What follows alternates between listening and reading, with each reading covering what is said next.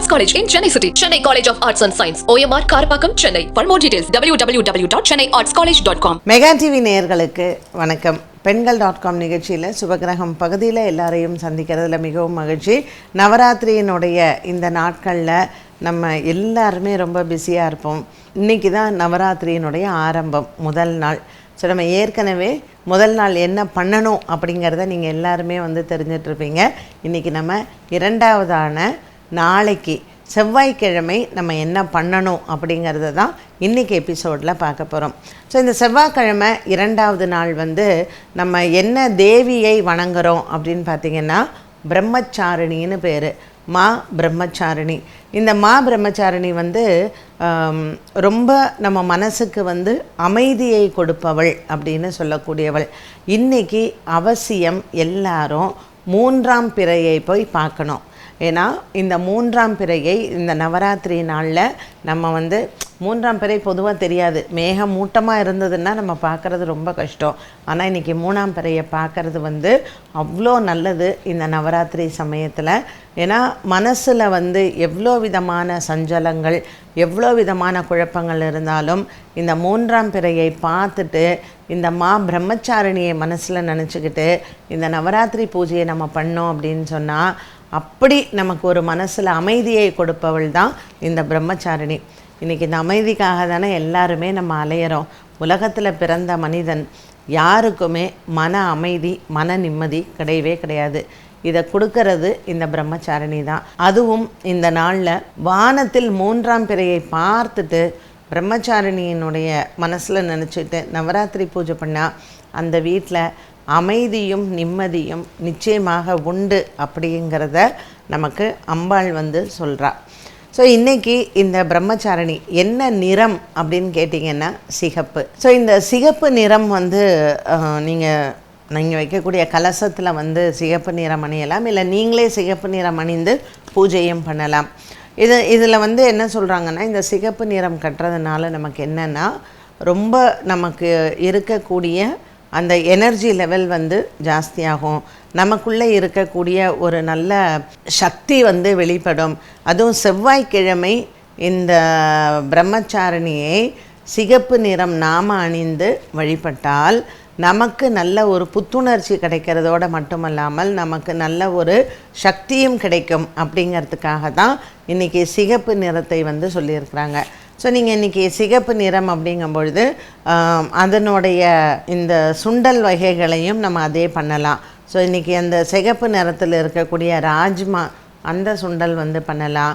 இல்லைன்னா நீங்கள் கொள்ளு இருக்குது பார்த்திங்களா, கொள்ளு சுண்டல் பண்ணலாம். அண்டு புளியோதரை அன்னம் நம்ம கொடுக்கறது பார்த்திங்கன்னா இன்றைக்கி புளியோதரை நம்ம சாதம் சித்ரான்னம் வச்சு தேவியை வணங்கலாம்.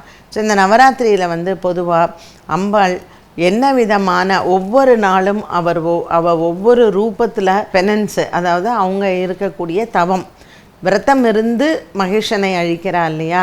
ஸோ ஒவ்வொரு நாள் அவளினுடைய இந்த ஒவ்வொரு ஸ்வரூபத்தில் நாமும் அதை நினச்சி இந்த லலிதா திருசத்தியோ அல்லது இந்த லலிதா நவரத்ன மாலையோ அம்பாளை லலிதா பரமேஸ்வரியை நம்ம வழிபாடு செய்கிறோம்.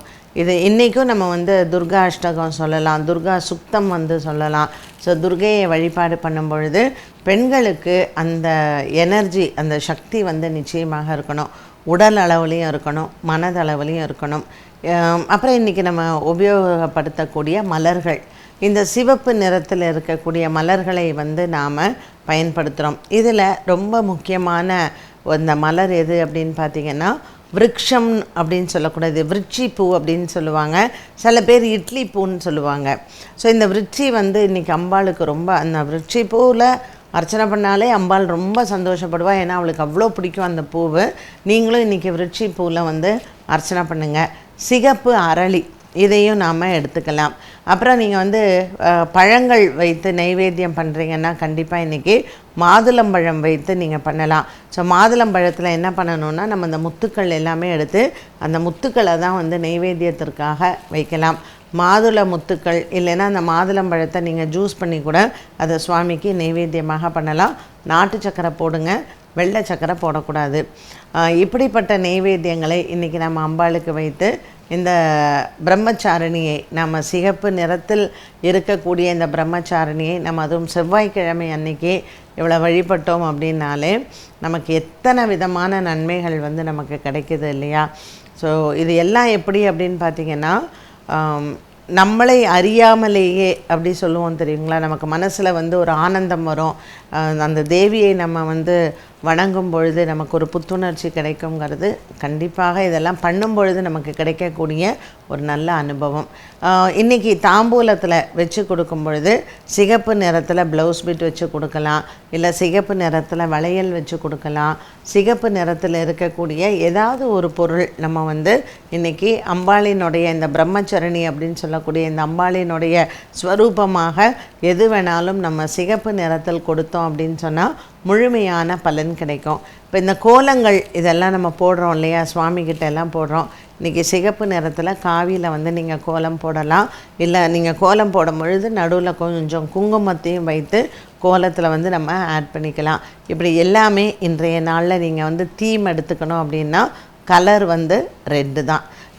அம்பாளினுடைய சன்னதியில் நீங்கள் கலசம் வைக்கிறீங்கன்னா கலசத்துக்கு கீழே இன்றைக்கி நீங்கள் சிகப்பு நிறத்தில் ப்ளவுஸ் பிட் வச்சு பண்ணிக்கலாம். ஸோ நம்ம ஏன் இதை இன்றைக்கே எல்லாம் சொல்கிறோன்னா, இது எல்லாமே செவ்வாய்க்கிழமை 2ஆம் நாளான நவராத்திரியினுடைய 2வது நாள். ஸோ நாளைக்கு செவ்வாய்க்கிழமை அப்படிங்கிறதுனால இன்றைக்கி நம்ம சொன்னோன்னா நீங்கள் எல்லாமே ஏற்பாடு பண்ணி வச்சுக்கலாம்.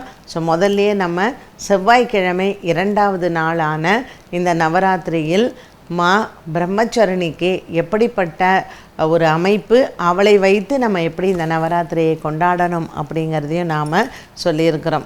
ஸோ நேயர்களுக்கு வந்து இது ஒரு நம்ம முன்னாடியே சொன்னதுனால ரொம்பவும் உங்களுக்கு ஈஸியாக இருக்கும். அதே மாதிரி நீங்கள் அடுத்தவங்களுக்கும் இது என்ன அப்படிங்கிறத எக்ஸ்பிளைன் பண்ணும்பொழுதும் அவங்களும் இது எப்படிங்கிறத புரிஞ்சுப்பாங்க.